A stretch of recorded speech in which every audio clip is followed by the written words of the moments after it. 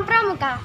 Perkenalkan, nama saya Aulia Nurlita Rahmatika. Teman Pramuka tahu nggak sih, di masa pandemi seperti ini kita harus mengikuti protokol kesehatan yang sudah ditetapkan.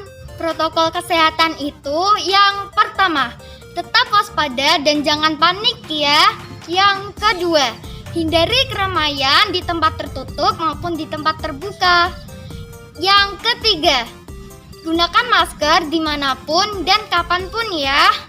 Keempat, tetap jaga kebersihan tangan serta hindari menyentuh bagian wajah sebelum kita mencuci tangan ya teman-teman. Jangan lupa ya teman-teman, selalu menjaga jarak saat kita beraktivitas. Ayo teman-teman Pramuka, kita patuhi protokol kesehatan ini supaya pandemi ini segera berakhir. Dadah teman-teman, salam sehat, salam Pramuka.